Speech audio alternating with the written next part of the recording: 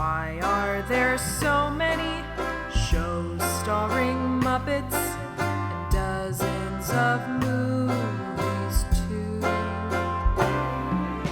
They said they'd watch everyone and they mean it. It's something that they've got to do. So now they've pledged you a lifelong commitment. The Muppets, Matthew and Sam.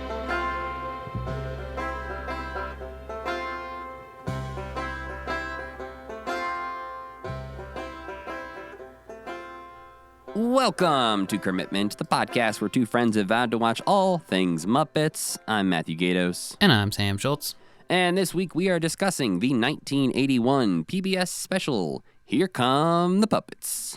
And surely this will just be a short episode in and out. Nothing's going to happen that will make it last 2.5 hours. Couldn't possibly. We always think that, Sam. We always look at these things, especially when we're only discussing one short thing, and think, wow, we'll be done in 45 minutes. And yet, somehow, it always turns into a 2.5 hour long conversation. You sounded like Wario a lot when you did that just now. Wow.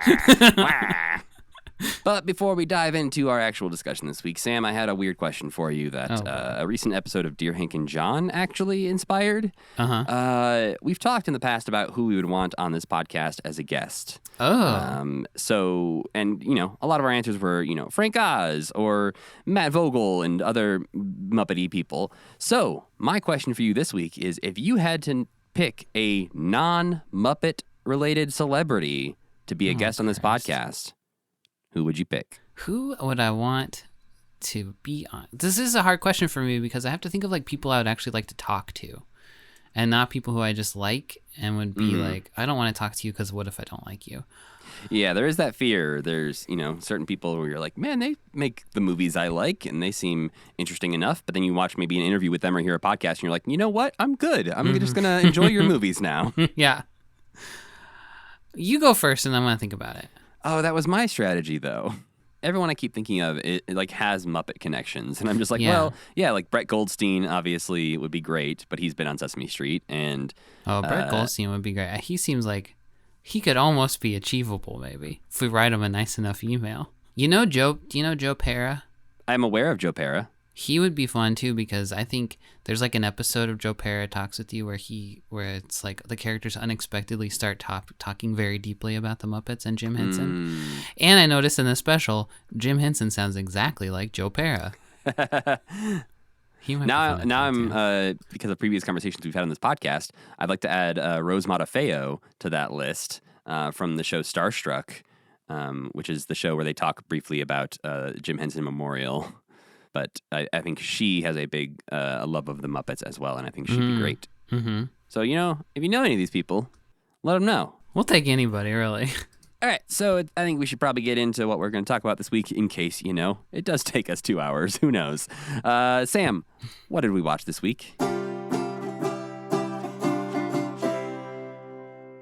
This week, we watched Here Come the Puppets, which is your basic PBS affiliate documentary, this time about the World Puppetry Festival of 1980. Kermit and Jim are your hosts as you learn about puppets and performers from all over the world, such as the beautiful but wacky Italian marionette knights made out of oven hoods and toasters, Japanese foot puppets, and a German man who delights in his puppets' existential suffering. You will also be reminded that Americans are, no surprise, uncultured swine, treating puppetry with contempt, while the rest of the world loves and respects it, even though we have such legendary performers as Jim Henson and the bonkers good ventriloquist Sherry Lewis, who I will now talk about because there's only really so much I can say about Here Come the Puppets. Sherry Lewis was born in New York in 1933 and was the daughter of, get this, New York's designated official magician. The mayor of New York said, "You are the official magician of New York." And that was her dad.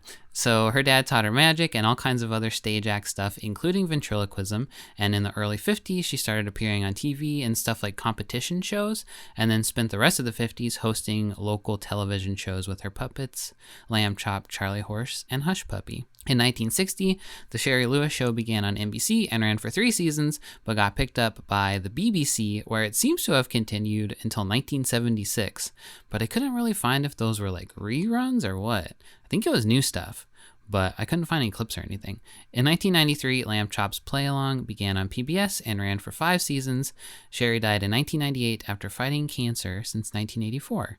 And she also wrote an episode of the 3rd season of the original series of Star Trek, and also is a mega babe, and I'm in love with her.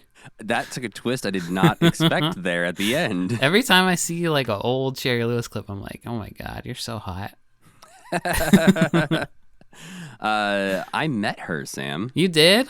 I met Sherry Lewis back in the 90s. Whoa. Were you excited? Hell yeah, I was the biggest Lamb Chop fan. I loved Lamb Chop. Lamb Chop was the thing I watched more than I watched Sesame Street or The Muppets. Yeah, same. I think I watched just that block of PBS shows, whatever was on, whether it was like Arthur and then Lamb Chop and whatever else ran around like that same block of time. Was Barney on PBS? Barney was PBS, yeah. Okay. So it was definitely that era of watching all those shows together. Yeah. But yeah, no, at one point she came to I think it was a Venture, which was a store back in the day that no longer exists. Adventure, is that what you said? Venture. Just Whoa. Venture. What was it? Was that like the store in the mall where you could get like plastic animals and stuff? No, this was just like literally like a Target, like Walmart, big box store. Okay. But I don't know how like widespread it was, but it existed in the suburbs of Illinois in the 90s. And Sherry Lewis came through to do a signing. I think there was maybe like a new Lamb Chop children's book out or something. And yeah, I got to meet her. I have an autographed 8x10 from Sherry Lewis, and I have a picture with her somewhere. That's really cool. It sounds like you were also super into Lamb Chop as a kid. Yeah. And not just for Sherry Lewis's hotness. Well, I didn't realize she was hot until later. Until recently. Maybe when we were doing this podcast, and I think I ran across a clip of her in like the 50s. But this is the 80s, and she's still looking pretty good, I'd say. But yeah, I didn't look anybody else up because some of their names were impossible to get. And yeah, the audio quality on this isn't great, and Jim's pronunciation on things is a little rough at times. Yeah. And he's also talking about a lot of international puppeteers. And so, unfortunately, it's a little difficult to understand some of the people he's introducing. But yeah, getting back to the opening of the special, Jim and Kermit are our hosts for Here Come the Puppets. I love this. And the whole time I was thinking, I kind of had an existential crisis halfway through the special because it was showing so many of the puppeteers. And when Sherry Lewis came on and did her Lamb Chop thing, this was kind of when it started. Because I was like, the Muppets don't celebrate the performers that often. And I think that's on purpose. Yeah. I know that was like part of the ethos, but it does feel a little weird compared to these other guys who are like, this famous artist.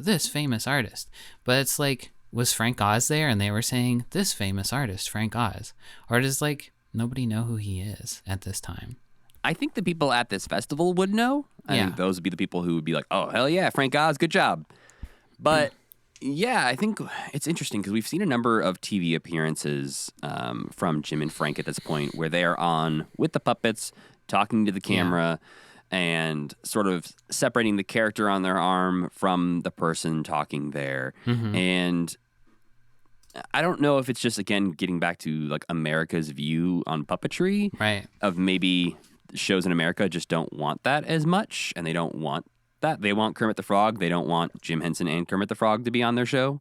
So, yeah, maybe it's just a distinction made because of the America's views on puppetry. Because, like, even when this started, this felt weird having Jim and Kermit hanging out, talking to the camera, acting as if they are two separate characters, not like Jim Henson being like, here's my puppet Kermit on my hand. Yeah.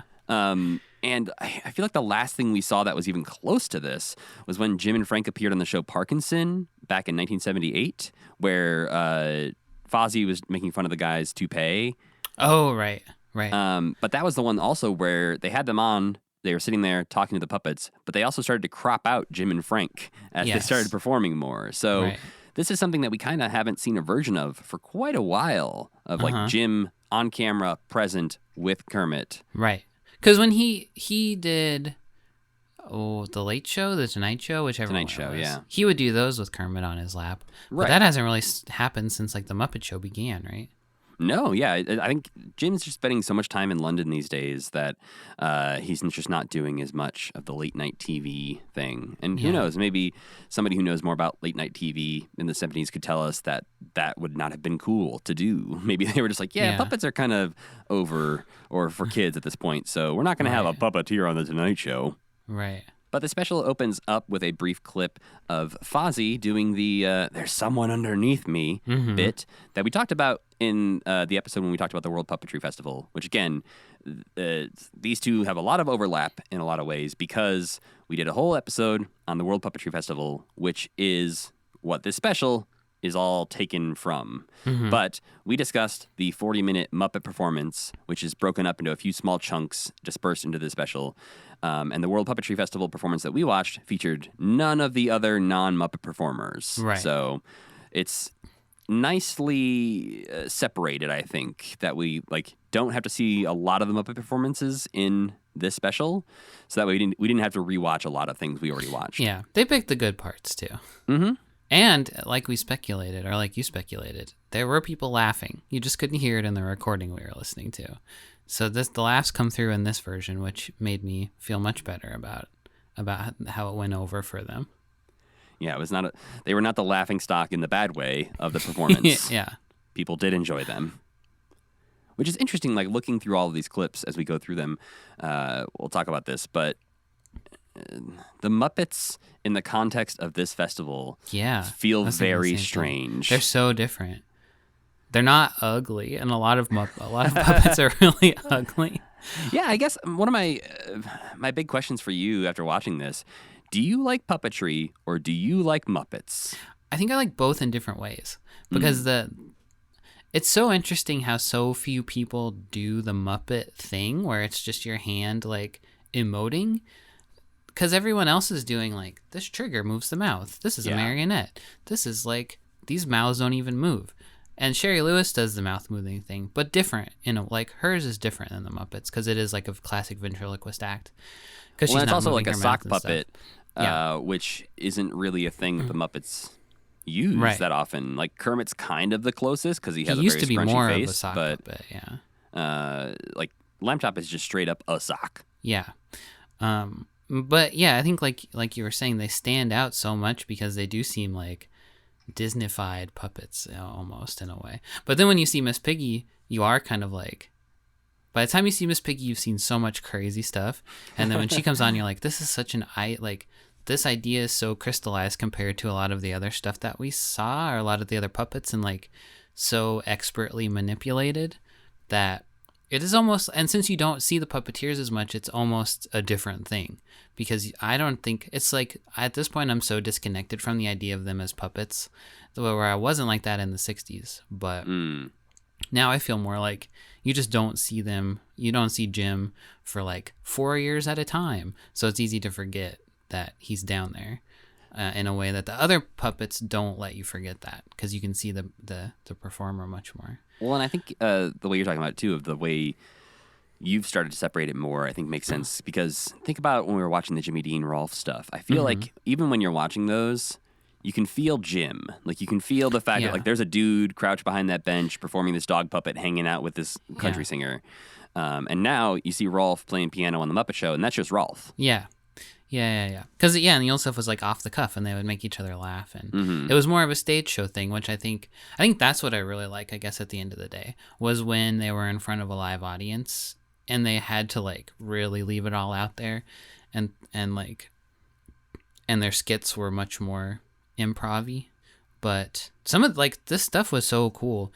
This stuff in this special, I liked it way more than I thought I would, and it also made me think like, it's surprising to me that Jim hasn't tried to roll this stuff into what he does more, or like bring these people on the Muppet Show or Yeah, something. he's done that a couple times. Even one of the guys in the special is one of the ones who showed up on the Muppet Show, and it is sort of surprising that he didn't try to keep that going, and maybe this is his version of keeping that going, because he's like, well, maybe the Muppet Show isn't the place for this. Yeah, and maybe he was right, but like Japanese foot puppets, come on. You gotta have Japanese foot puppets on the Muppet Show. Those things are cool. But I guess a lot of them end with like the person coming out and being like, hello. Yeah, which I think they can do occasionally on the Muppet Show, which they've done with, like, you know, they had Edgar Bergen and Charlie McCarthy. Yeah. They'll have Senior Winces on there. They'll have Bruce Schwartz. So they've done it occasionally where they call out the meta-ness of, hey, we got puppets here, folks. Yeah. But I think it would just maybe be a little too much if they were constantly being like, hey, puppets exist. Isn't that weird? Mm-hmm. But going back to the beginning of the special, Kermit is outside the White House. He's introducing the special and what it's going to be. And he says the concept is puppets and the people who work them. And he introduces Sherry Lewis and Lamb Chop, Kukula and Ollie, the strange and motley group that call ourselves the Muppets, and somebody that's been very close to me, who's been a major support to me all my career, Jim Henson. I thought this was interesting just because I've been reading the book Before You Leap, which is sort of a biography / advice book written in the voice of Kermit the Frog. Right. And this is sort of the way they talk about Jim Henson and Kermit's relationship in that book. It's like a mentor-mentee kind of thing. Yeah, like this guy who was always just around. He was I think in the book it says he had his hand in everything. Yeah.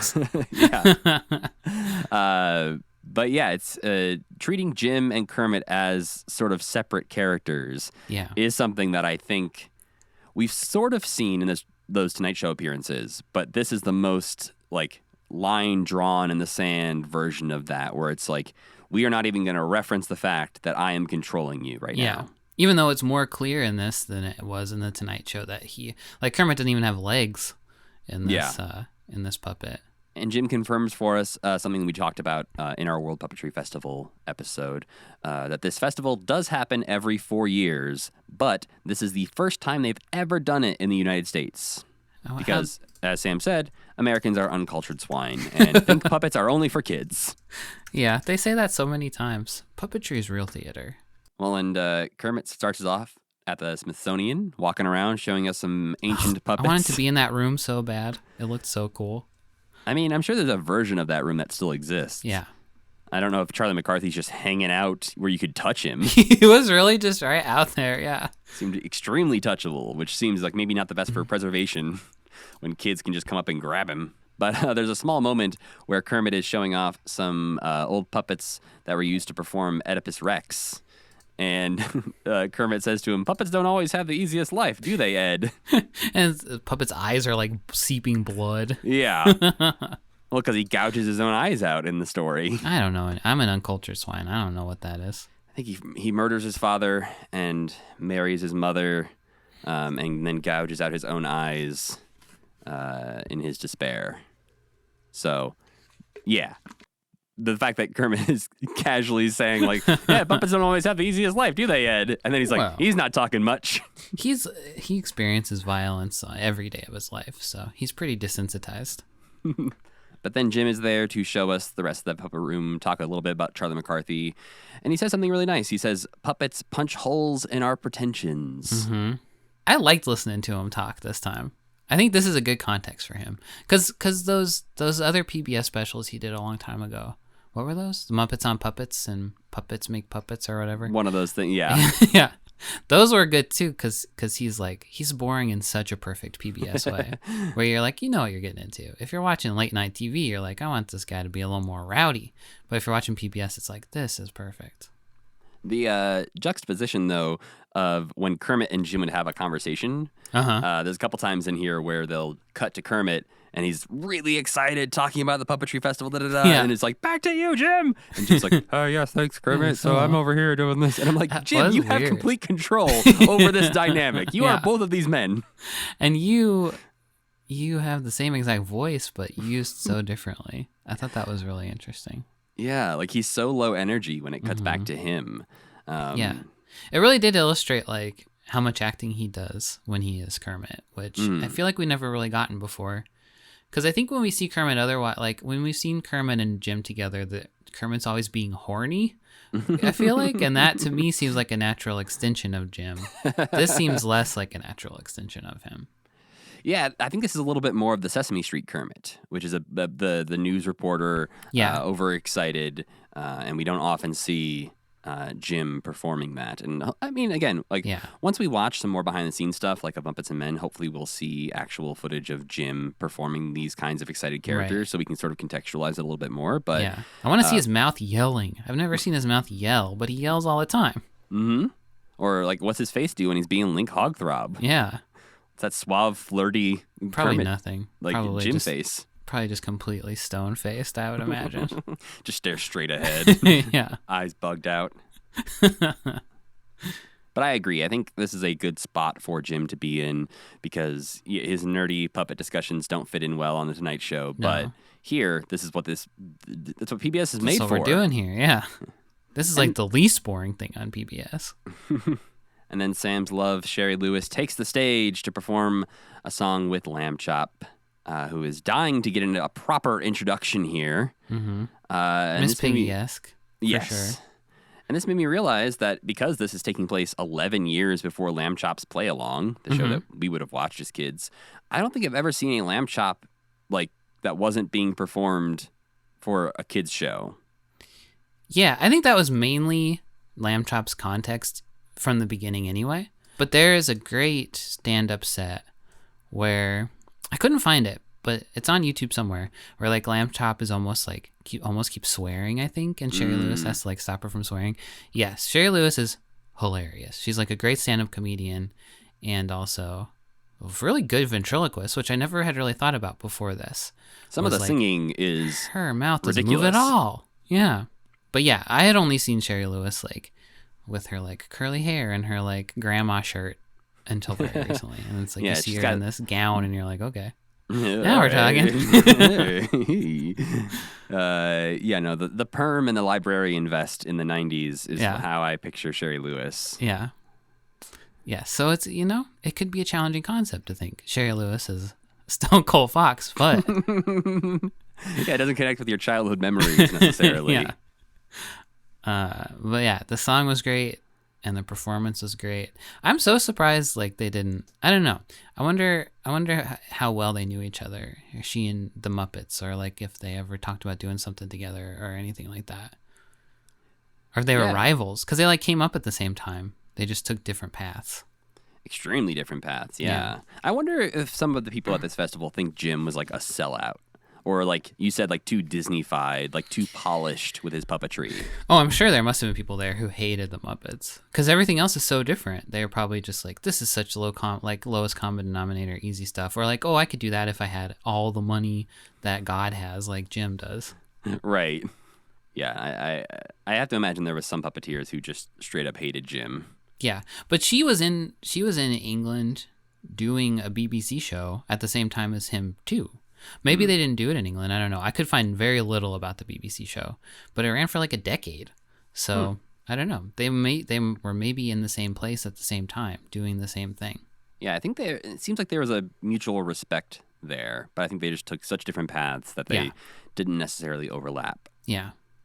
I think it's worth noting too that I don't know how much she still performs, but at least recently. Sherry Lewis's daughter, Mallory Lewis, has picked up the reins of Lamb Chop. So yeah, I don't know how often she does or how recently she does, but Lamb Chop is still sort of out there doing it. Yeah, I still see Lamb Chop dog toys all the time, which feels disrespectful. Well, yeah, because I have a Lamb Chop puppet that's like a pretty good recreation, and I thought about buying those Lamb Chop dog toys for my dog, and I'm like, well, there's gonna be a day when my dog's gonna look at my actual Lamb Chop puppet and go, well, that's my toy. I'm just gonna eat that. Yeah, you're right. But I think when you said Miss Piggy-esque is a good description of Lamb Chop's performance in this, because she even refers to Sherry Lewis as a glorified tripod at one point. Yeah. And yeah, it wraps up with them singing a very impressive duet, which is Oh my gosh. So Sherry good. Lewis's brain has to be moving so fast to switch back and forth like she does. Yeah. Switch those voices and sing those high notes. Oh my gosh. She's so cool. Well, unfortunately, Sam, it's time to move on from Sherry Lewis. To fucking weird stuff. All of it's weird now. Yeah, we've got Jim. He talks a bit more about Lamb Chop, but mostly he's talking about Mr. Punch of the old Punch and Judy puppeteer things. The old, Yeah. you know Punch and Judy. If you know I mean, puppets. I don't know if you really know what they are exactly because I'm not super sure, but whenever you see old-timey Middle Ages stuff, there's those puppets with the big stick. He's whacking everybody. That's Punch and Judy. Yeah, remember that scene in the Santa Claus where Scott Calvin's getting dressed and the puppets go, ah, when he drops his pants? That's Yeah. Punch and Judy. And then Jim drops some knowledge on us that suspect. He said, puppets date back to before theaters and actors. They're the oldest performers known to man. I think this does seem suspect. To me, I thought shadow puppets. But I don't know if that's what he meant. He does not elaborate. And when I went to try and look this up, the only thing I found was a quote that said, some historians believe puppets predate actors in a theatrical sense, although there is little direct evidence for this. Reference Jim Henson in that one special. But yeah, it seems like it is a thing that people like to say about puppets, Yeah. but is not necessarily, it seems like it would be hard to prove. Yeah. That Maybe he nobody knows got up something and did a maybe. performance as an actor before a That puppet does seem did. weird. That you wouldn't get up and be like, and then the mammoth came after me. Yeah. No. Use it with a small dowel. Tell me this story with a small dowel or don't do it. Then Kermit is dispatched up to the top of the Washington Monument because there's so much happening in Washington during the Puppetry Festival that to see it all, he has to look down on it from above. And this is one of the moments where it cuts back from Kermit being extremely excited in the Washington Monument to Jim talking back at the theater very calmly, very collectedly. The Manteo family of puppet builders. Yeah, we get an extremely excited Italian family talking about their giant marionettes. That weigh 150 pounds or something. Yeah, these almost human-sized puppets that are, they are very impressive. The nicest puppets I've ever seen, basically. Yeah. They don't move. They don't move so great, but No, when they're fighting, they just kind of bash into each other. yeah. And they do this it's like soap opera style. I think they said it takes 6 months and 6 nights a week to tell the whole story. Is that what they said? I think they did say that. I didn't really understand what that meant because it was also an improv story that takes 6 months to tell. And I couldn't really understand what that was. There was a couple things in the specials just sort of glossed over in the history of puppets that I was like, I'd like to know more specifics about that crazy thing you just said. Yeah. Then it's time for some Japanese puppetry. Bunraku. Everybody loves Bunraku. That's what I learned. I mean, Bunraku is pretty cool. Every other puppeteer mentions Bunraku after this, basically. I think it seems like the way they talk about it is that Bunraku is sort of maybe some of the first puppetry where it was the puppeteer is on stage, visible the entire time, performing this puppet, and everyone was like, cool, we're okay with this. Mm-hmm. As opposed to having to hide behind a stage, Punch and Judy style. But I think it started in feudal Japan, right? I believe so. I think that's what they say about it. It's one of the oldest puppetry traditions and also just clearly one of the most respected. And this is a slight variation on that we see here because traditional bunraku is performed with 3 puppeteers performing one human-sized puppet. Mm-hmm. And this is a shrunken down version of that where a guy is seated on a rolling stool and his feet are tied to the feet clodhopper style. But this thing is 1,000 times more impressive than a clodhopper. Yeah. Yeah, this is a hell of a puppet. And it leads into more Japanese puppetry, the Ashidori puppets. Yeah, and Jim's like, there's something real special about these puppets. We're going to tell you soon. And to be fair, he got me. When he starts showing them, I'm like, yeah, it's a pretty cool puppet, whatever. I don't know what Ashidori means, so I'll just go with it, see what happens. And then they pull back the curtain on these puppeteers. And what is happening is the puppeteers are lying flat on their back with their feet straight up in the air, performing puppets with their feet. And then the two little, and their hands move like, I think they have sticks or something, right? Yeah, Or they like have like rod puppet like arms like Kermit does. Yeah. But it's as if Jim Henson put his foot in Kermit's head instead of his hand. Yeah. A weird alternate reality where, what is it called? Ashidori. Where Ashidori is the Muppet. All Muppets are Ashidori puppets, and it's just Kermit's a foot. And then it's time for maybe my favorite part of the special, Sam. Oh, the Hungarian thing? Yes, the Hungarians are here. This the is so cool. The Hungarian State Puppet Theater, which apparently the State Puppet Theater opened its doors in 1949. It changed its name in 1992 to the Budapest Puppet Theater, and now it's called Budapest Bobsenhaz, which he calls it something else Bobsenhaz in this too. So the same puppet troupe has essentially been going on since the 40s.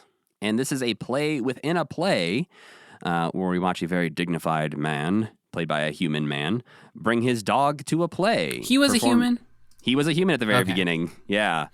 There's a quick change at certain points in this where there's a human man in like a powdered wig comes out with a puppet dog, brings him to the theater, which just seems like a poor choice. Yeah, I bring don't your know. dog. I guess he's a nobleman, so he can do whatever he wants. He's the only person at the play too, so I guess it's fine.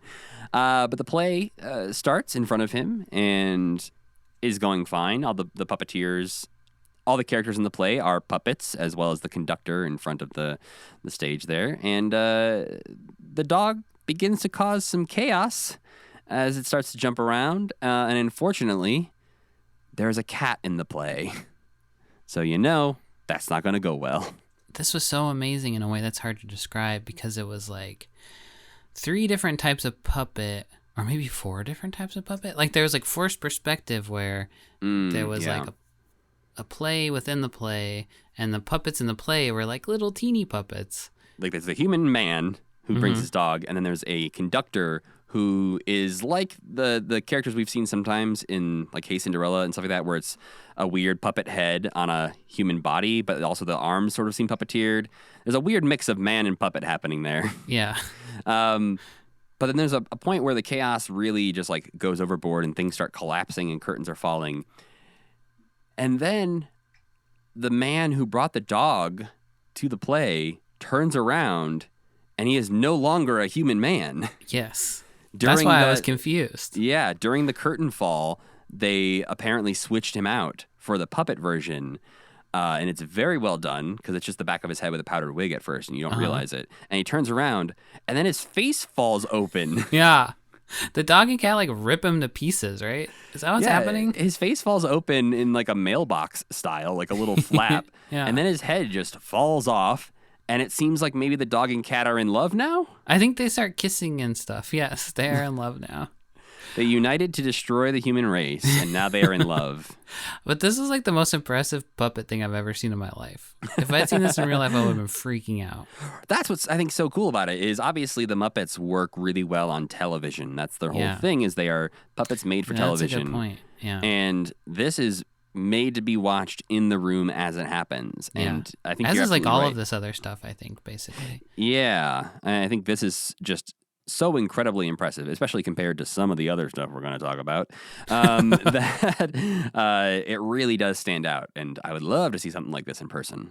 Something I would maybe skip in person is this next bit from Nova Scotia, where because the special has seemed pretty respectful of other cultures, I wasn't immediately turned off by the idea of them doing a performance about the Micmac people of Canada. But there's some red flags here in sort of the stylization, like the style of the puppets. And then the puppeteers reveal themselves, and they are 2 just extremely boring white men with like British accents or something. Well, some kind of accent, or just fancy man accents. I'm not. I guess really fancy Canadian. I don't know. Yeah. Unlike a lot of the other performers in this special, they do not seem to be of the culture that they are performing for. No. And they get so much time to talk about their puppets, which are some of the least impressive puppets in the whole thing. Yeah, not super impressive, but what I found interesting about the one is that it's very different from the way a Muppet works, even though it looks a lot like a Muppet. Yeah, its But it mouth had- doesn't even move with a hand. It's like on a trigger. Yeah, and it had different mechanisms for the legs where they kind of just dangled, but there was like a bar in the back that he could pull left to right to make it look like it's walking. And so it was interesting in that it made it, I don't know, it showed off different forms of puppetry that look on the surface maybe a lot like Muppets. But yeah, not my favorite of the bunch. Yeah, they couldn't even make the big guy's mouth move. That seems easy enough to me. Yeah, it's just kind of like a mascot helmet. For like one of those teams that has to change their mascot because everybody gets mad. Yeah. Then Jim introduces the best marionettist in the world, at least according to Jim, Albrecht Roser, who has a nice little chat with Jim and shows off his handkerchief marionette, which is one of those things where it seems so simple, and he says he uses it for teaching marionette skills to people, and that makes a lot of sense because I don't think most people could pick up a little handkerchief that has some wooden balls attached to it and make it look like it's alive. Yeah. But his immediately looks like it's alive. Yeah. I feel like I need to have more respect for marionettes than I do. Right now, 0%. Yeah, no respect for them. I like this conversation, though, because they talk about how puppets can only do a couple of things. And so you Yeah. have to fool people into thinking the puppets can do more than they actually can. And Jim touches a little bit on it, and I wish he had actually talked more about it, about how basically like Muppets don't have any expression. So they have to move them in certain ways for people to believe that, you know, when Rolf is sad versus when Rolf is happy, his face has not changed. Yeah. Like he is the same puppet all the time. But there is not a doubt in the world that you can look at a still photo of Rolf and go, oh man, he looks so sad. Yeah. The hand's pulling a lot of weight on Rolf, but yeah. And the head tilts and stuff. Kermit is like the only one who really can scrunch his face, huh? Yeah, but like think about, you know, occasionally they'll have eyebrows moving or a slight lip curl or something like that to some of the characters. But just, I forget so often that these puppets do not have movable face like mechanisms. I do notice a lot that Piggy's face is like even more stationary than most Muppets are, and her mouth can't even really move that much, but she's like the most emotive Muppet. She didn't even have live hands. She just has stick hands. Yeah. It's extremely impressive. And Albrecht tries to compliment Jim and basically says that like you could be a great marionettist, and Jim rejects the idea of ever touching a marionette. I just think it was a weird vibe all of a sudden, and one of those things where I'm like, I'm kind of surprised you left that in the special, because this guy basically offers to like let Jim use a marionette or something, and Jim's like, I don't touch the things. Maybe he just doesn't like. He's I think trying to be respectful or something. Yeah, I think so. That like, I would never try to marionette in front of you, the greatest marionettist in the world. Yeah, but does Jim consider himself one of the greatest puppeteers? I feel like he does. I feel like the vibe I got in the early days was that he didn't really consider himself that. Like, I don't think so. I don't think he does. I mean, I think it'd be weird if he called himself that, regardless of what hosting the special, especially. Yeah. Yeah. And now, time for one of the greatest puppeteers in the world, me. Then it's time to talk with Peter Wyszynski, the most East German man, doing the most depressing shit ever. Yeah. It was like if Werner Herzog became a Muppeteer. In his first little sketch, he's got like this weird cat puppet and like a potato man. And like a buffalo comes in and talks about being slaughtered and about how men are Why ungrateful. Should we spare and men? Yeah. Yeah. And it wraps up with his performance of Earthworms, which is his fingers being worms. Yeah. And that's about it. It goes on for so long. And they're kind of just like wiggle, wiggle, wiggle. Yeah, they don't even wiggle, wiggle, wiggle. really look like worms. No. Like some of this other stuff is so simple, and you have to sort of roll with the punches of like, okay, I understand this isn't exactly, you know. This ain't the Muppets. Come right. on. But this was like, I feel like I could do this. Yeah, by the end, his finger was poked up a little too high, and you can kind of see like, yeah. Look, Sam, look at these earthworms in front of my webcam. Whoa. I'm mystified. Where did these worms come from? Then we have a hard cut to Java because Jim is like, hey, earthworms, we got some worms of our own. We got some better worms. Yeah. Look at our fun worms with eyeballs. And this is just the performance of Jabba that we've seen a dozen times. Yeah. But even, I think Kermit says, or Jim says, that's enough Muppets for now, but they'll be back. So yeah, I think Jim was hesitant to include too many Muppet things in this. Yeah, which makes sense. We've seen the Muppets. America needs to be taught about, depressing East German puppets. After Jabba, we have a performer from the Dutch puppeteering group Trion Gel. And we get a couple more scary things happening here. It's not all just depressing East German stuff. The Dutch are getting in on the scariness too. Yeah, equally as sad people. I'm Dutch and German, so I should know. But we get a scary giant face puppet that splits apart and becomes two characters and has a removable nose. And yeah, and Jim is like, sometimes people watching this in the audience are horrified. I didn't find I thought something really scary was going to happen. I thought it was just like going to slowly start to melt off more features or something.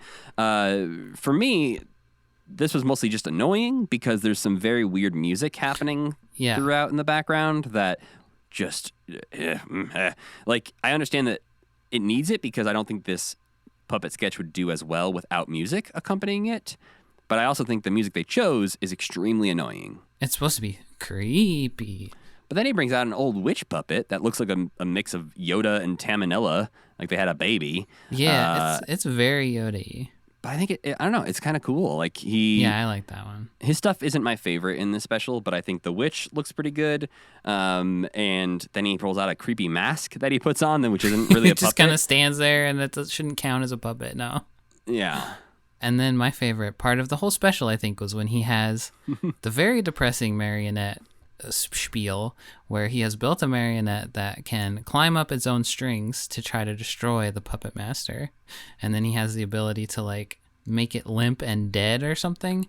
Well, that's what's so funny is like Jim obviously approaches puppeteering in the way that Kermit talks about it in the Muppet movie of wanting to make millions of people happy. Yeah. And these other puppeteers are like, but what if we made them really sad? But what if puppets are fucked up? I put in my notes during this guy's segment, I don't think this guy needs an audience for his puppet shows. I think he would do this alone at home. Yeah. Just put his monster mask on and like pose just in his apartment in his underwear. Thank you. Thank you. To like his cat. So he's the Joker? He's Joaquin Phoenix's Joker. But just in a scary mask he's instead Dutch of face Joker. makeup. Then it's time for our old friend Bruce Schwartz to show up. I say old friend because he was on The Muppet Show in season 2 on the Cleo Lane episode, doing some of his guest puppeteering. Yes, about Here, a puppet dying. Yeah, and here he's doing a couple things at the World Puppetry Festival. One, he's a one-man puppet theater / actor, where he's inside of a big box disguised as a puppet theater, and he's also performing the puppets who are popping out of this puppet theater. And playing music and stuff. Yeah, it's very impressive that only one man is doing all this stuff. But he's also here to do his traditional sort of hands-on, you see him performing the puppeteer ballerina dance that feels very much like the thing he did on The Muppet Show back in season 2. Yeah. Which is pretty cool. Gotta hand it to him. Didn't love it on The Muppet Show, but it's pretty cool. Yeah, in the context of this, obviously, it makes a bit more sense to have that kind of thing going on. But don't you worry, Sam. He'll be in another episode of The Muppet Show coming up He soon. will? Yeah, he's coming What the back. hell? Is he the guest this time, or is he just... Nope. Wow. He's just doing a little guest puppeteering thing again. That's so interesting.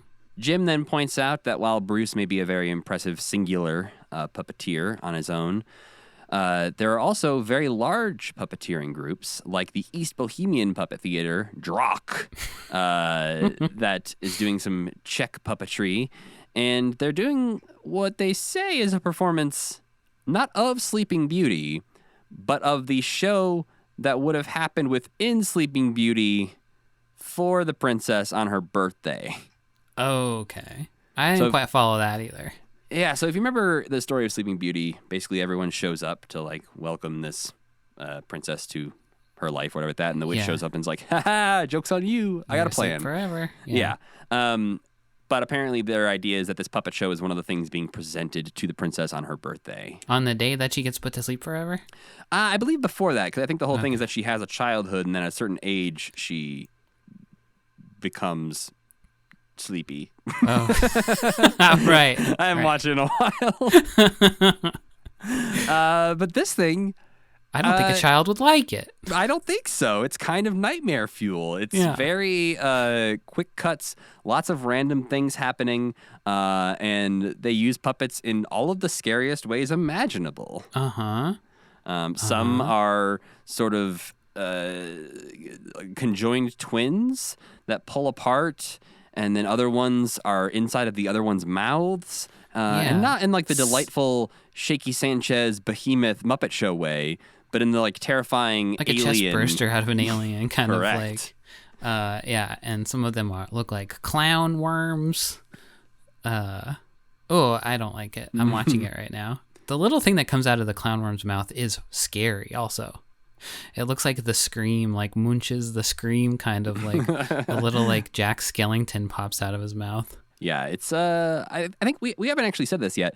I would recommend watching this. Yeah, it's great. I loved this. I think if you want to go on YouTube, look up Here Come the Puppets. I think it is worth a watch. But just be prepared for a little bit of nightmare fuel and depression. Weird, wild stuff going on. This whole chunk of like from the this whole middle chunk is very, very odd. Yeah, when they delve into the European puppeteers, happiness is left at the door. Then it's time for, another puppeteer that Jim says is one of the world's best, which, makes sense if they're performing at the World Puppetry Festival, that a lot of these people probably qualify as one of the world's best. But this one is Sergei Abratsov from Russia. And he's here to do the most Russian puppet thing ever. Just a puppet drinking vodka. Yeah, like a old, wrinkly, intellectual-looking fellow who just polishes off an entire bottle of vodka. And that's the whole thing, right? That's the whole thing. He's drinking because his wife deserted him. Oh, yeah. He says. And this starts a little segment of the special. I'm going to say puppeteers who are there because they're respected, but not necessarily because they're the best puppeteers. Well, yeah, but I mean, they say he's the best one. And that... I would love to see Sergei Abratsov in his day. Maybe at the time, like back 20 years before this, he was maybe one of the best puppeteers. The puppeteering on this isn't the best thing I've ever seen, is all I'm saying. He does drink all that liquid, which is kind of cool. Well, yeah, he's got a hose running down the middle of his puppet. Yeah. But like the lip syncing doesn't match. No. Throughout the you're entire thing. There's no emotion coming from this puppet. It is pretty much just like, hey, watch, I made a puppet who can drink a whole bottle of vodka. This is also the most similar to a Muppet thing.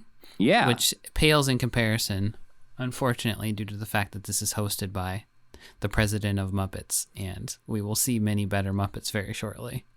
Well, and it feels like the drunkard that the Muppets did on the Tonight Show or Ed Sullivan, whatever it was in the 60s, where he was singing like Let Me In, like trying to get in the door. Yeah.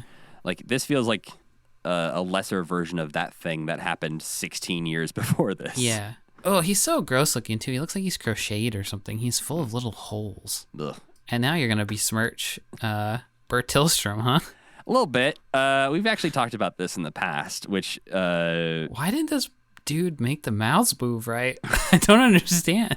Well, and so, again, like I would almost lump this into the category of maybe a puppeteer past his prime, a little bit older, can't do what he used to do. But we have watched old clips of Kukla, Fran, and Ollie, and they were not any better than this. No, they didn't ever move the mouth. That is what Jim Henson came up with. We have to move the mouth. And then he was a bazillionaire.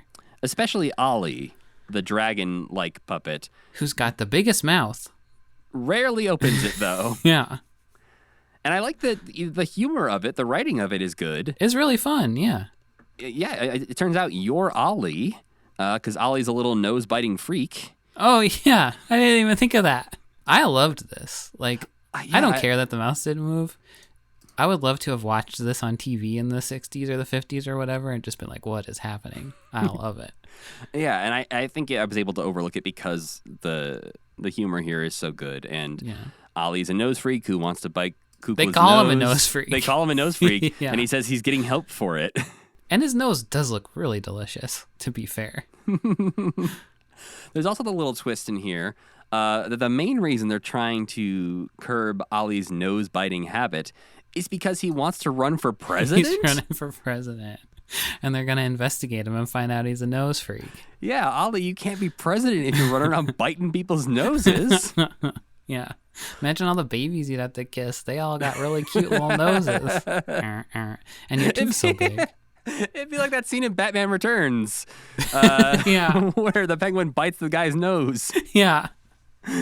He was also running for office. That's what I'm saying. Yes. He was running for office and shaking hands and then just like got out of control and bit a nose. Yeah. Wow, this is where he got the idea for Batman. This is where Tim Burton For Batman was watching 2. Here Come the Puppets. Yeah. And he's like, in 12 years or whatever, I'm going to make a movie where a penguin right. does this. I have a delightfully devilish idea.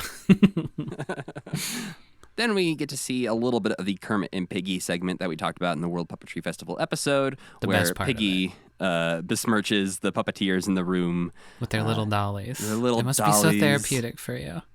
And she still reminds me so much of Donald Trump when she's like, people are saying puppeteers are deeply disturbed people. Mm-hmm. Yeah, it's an unfortunate reminder that that man exists. Yeah, but it's very funny too. Thankfully, it is soon cut off by your babe. Sherry Lewis is back, Sam. Yes. She can dance, she can sing, she's a ventriloquist. She knows how to do magic. She's the perfect woman, Matt. Where does she rank on your, 70s My list 70s of babes the list? Lily Tomlin, She's on it. She might be at the top of it. Bernadette Peters, Yeah. Gilda Radner. Yeah. In terms of like, I'd risk it all. Yeah. She might be on top. She can do magic. That's the thing. That's the key. That's what I think, tips her over the edge. that makes a difference. Yeah.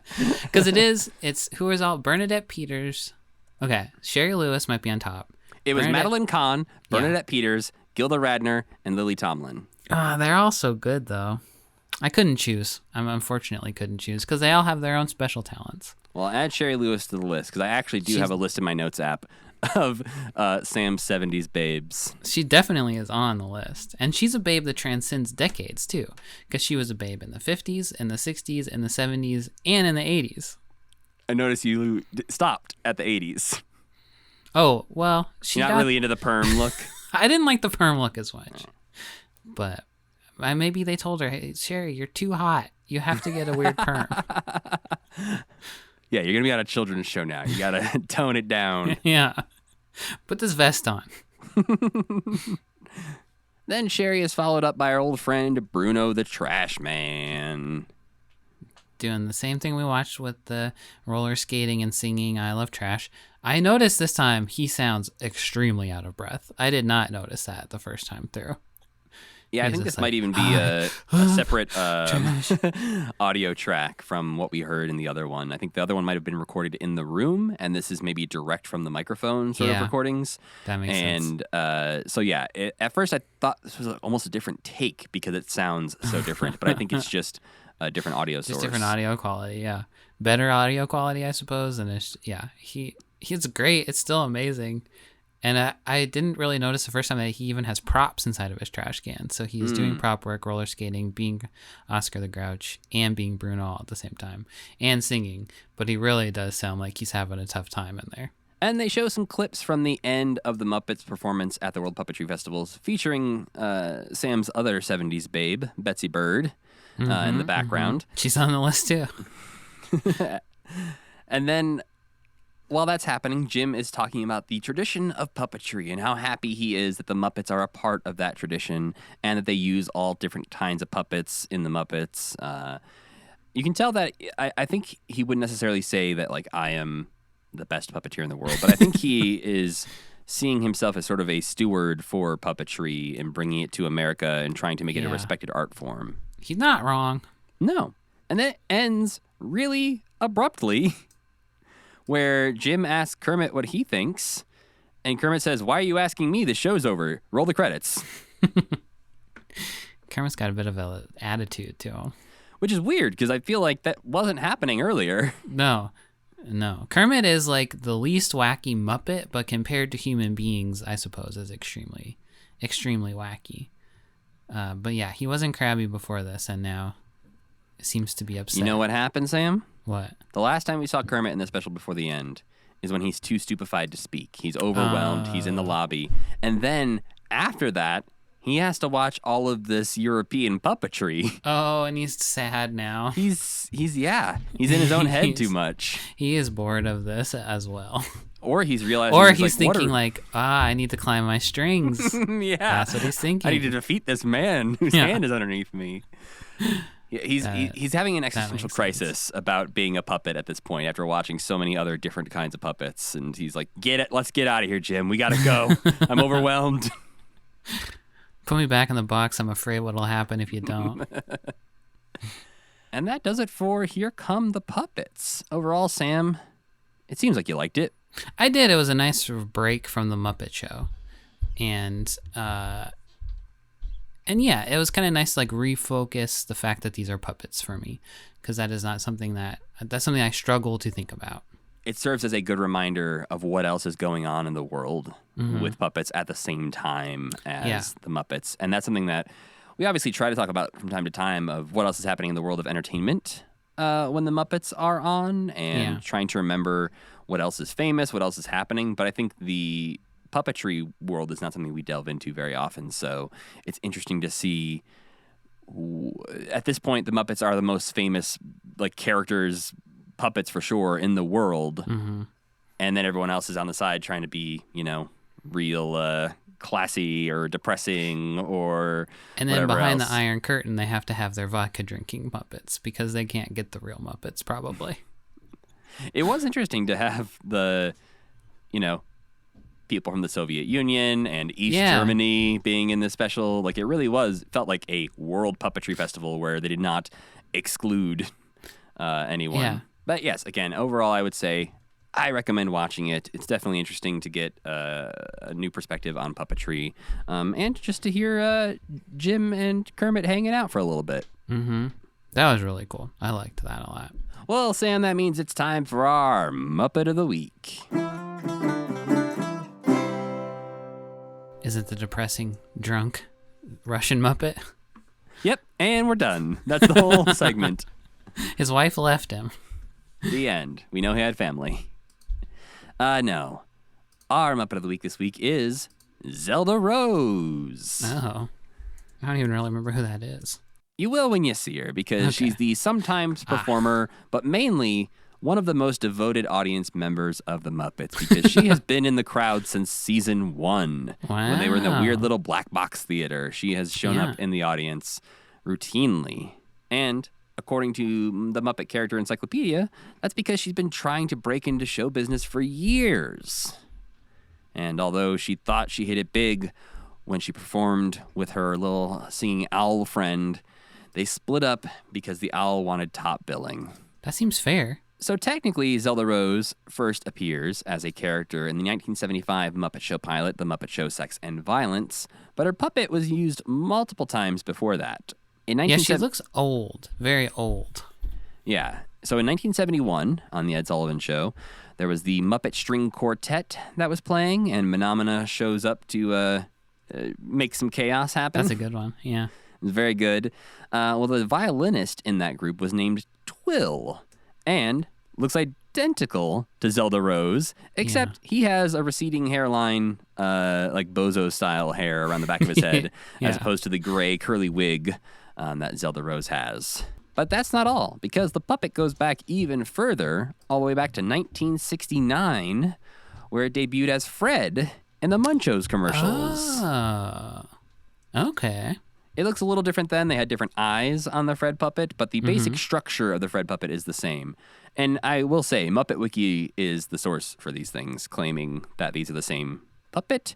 I don't know if they just like took pieces off and replaced things, or if they were like, hey, we like the way that puppet looks. Let's make a different puppet that looks similar. Obviously, I don't know that. Muppet Wiki doesn't know that. They're claiming this was sort of an evolutionary process. I feel like they're right on this one. Doesn't seem like a puppet that is worth building multiple times over.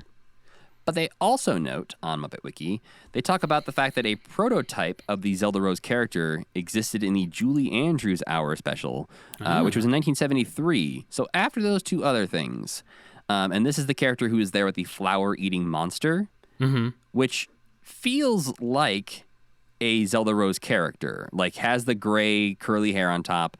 But this character looks more like if Featherstone and Zelda Rose had a baby. Yeah. Right. So and has live hands and stuff. Yeah, so my guess is maybe they had the idea for this kind of character, like sort of an older woman character, and then decided to use the other puppet instead of using this puppet from the Julie Andrews Hour. That's all speculation on my part, but if I want to say that they're right about this being a prototype for the Zelda Rose character, that would make sense to me, I guess. Yeah. We do still have one Zelda Rose stage performance left to watch on The Muppet Show. I think she's just in the background. I don't think she's like doing much in it. But then she largely goes on to disappear for a while. Obviously, she shows up in the end of like the Muppet movie and the Muppets 30-year celebration thing with everyone else. But after those things, she then only shows up in Muppets Tonight in a couple episodes where, weirdly enough, she is revealed to be Dr. Phil Van Neuter's mother. Oh, okay. Yeah. That makes sense. I don't think they call her Zelda Rose on the Muppets Tonight. I think it just like looks like the same puppet and character. But yeah, apparently Zelda Rose is Dr. Phil Van Neuter's mom. Same shape head. Yeah. Hey, these tall puppet heads, you are related, I guess. As far as performers go for Zelda Rose, there's been a few, including Abby Hadfield, Jerry Nelson, and mainly Louise Gold. But that has jumped around a few times. And the Zelda Rose puppet has even been used during the run of The Muppet Show as other characters. There's one sort of hillbilly character who sings in the Put Another Log on the Fire number that is just Zelda Rose dressed up with a beard and a hat and everything. It's like, oh, okay, yeah, that's the same puppet.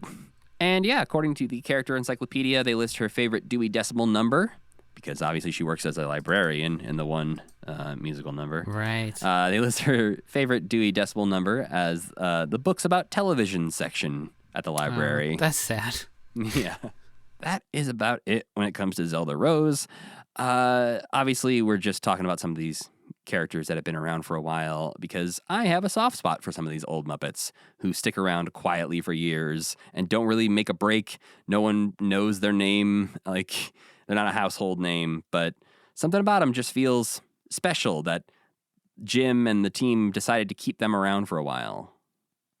Yeah, I kind of feel the opposite way. Oh, really? I feel like she is taking the spot that Hilda deserves to me. Like, they had to choose one or the other, and they chose the wrong one. So to me, she's a 3-star Muppet. Wow. I don't like her. I don't like the way she looks. I don't like nothing about her. So, out of our 10-star, which would be a 6 out of... No. Oh, she's a 3 out of 10. 3 out of 10. Oh, wow. I remembered this time.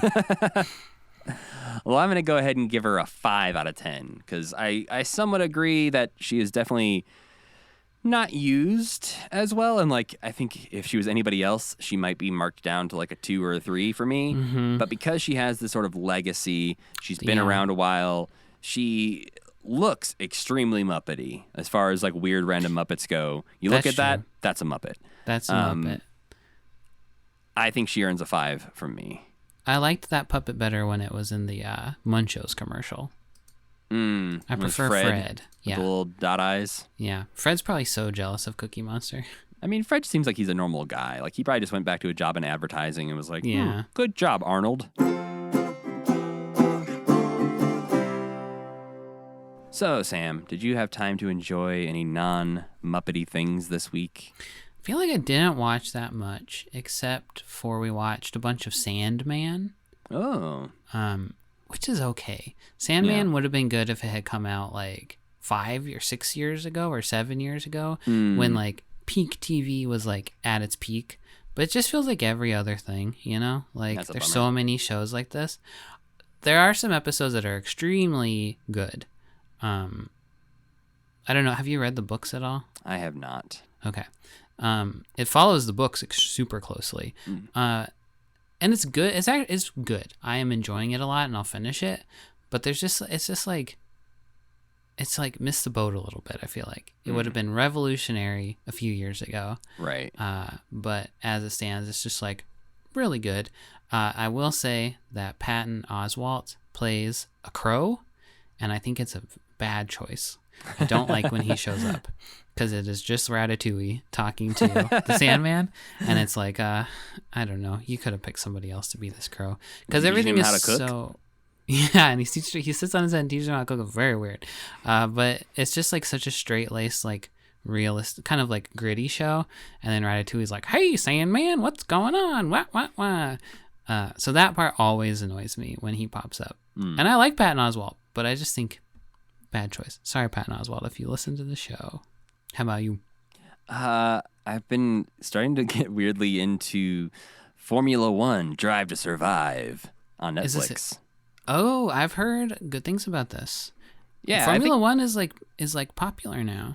In I know, and I America. think that this series I think is why a lot of people have gotten into it. I think more recently, because I think the series is about 4 seasons in at this point, and I think a lot of people started watching it and were like, "Yeah, this Formula One thing's kind of cool. I'll watch this." And I think for me, I was seeing everyone post about Formula One and people that I don't associate with racing or sports or enjoying like competitive things really. I would see them posting about Formula One and I'm like, interesting that you're into Formula One. I need to know more about why this is interesting. And so I started watching the show, and it's like any sort of sports documentary series where it's, talking about all the behind the scenes drama and showing. Like, they do a really good job of setting it up where you want this guy to win in this episode, but then the next episode might be about his rival, but they edit it and style it in such a way that you're like, now I want him to win. Okay.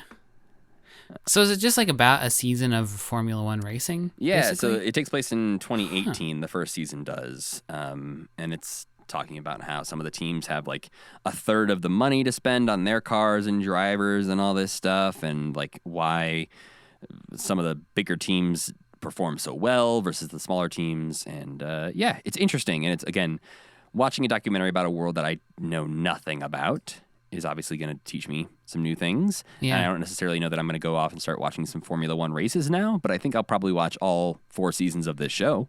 But we also watched American Graffiti this week. Oh, yeah. Because we've been watching Light and Magic. So we were learning a lot about George Lucas's past, and I found out my wife had not seen American Graffiti. So, we watched that this week. That's a good movie, right? Yeah, it's pretty good. Yeah, it holds up. There's some jokes that don't because it was made in the early 70s, and it's based in the 50s. And it's about the 50s. Or the early 60s. Right. So there's definitely some jokes in there that don't hold up extremely well. But overall, good movie. And one of the main reasons we watched it as well is that my wife really likes the movie Dazed and Confused, which is pretty much like the 70s version remake of that almost, American Graffiti. And so I had a feeling she would like it. She enjoyed it.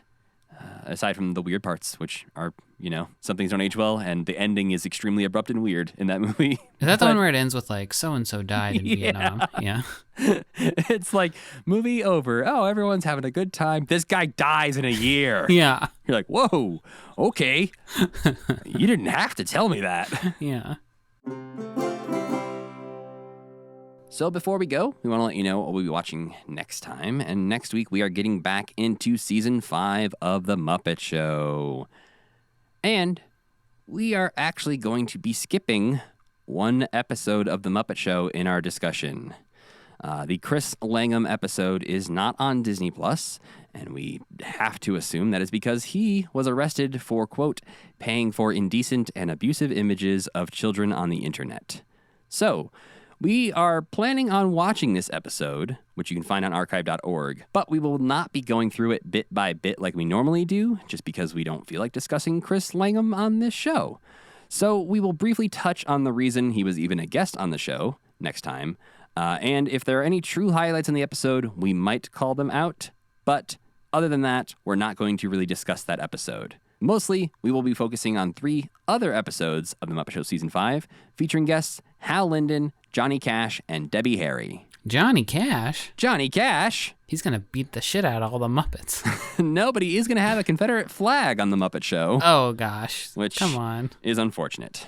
We need to thank our friend Tuna for making the music for this podcast and Cassie Wilson for singing our theme song. Don't forget to go to Kermitment.com to check out our Patreon and our pin and listen to the recent episodes. And you can email us at mail@kermitment.com if you have any questions or links to secret unseen Muppet things that the internet may be hiding from us. You can follow this podcast on Twitter at KermitmentPod, where every week we tweet out the links to the things we're watching and where you can watch them. So if we're ever watching things like Here Come the Puppets that you maybe don't know how to find it, we will tweet out the links to where we can find it. And you can follow me on the internet at Matthew Gatos. And I'm Sam Schultz. And as always, keep believing. Keep pretending.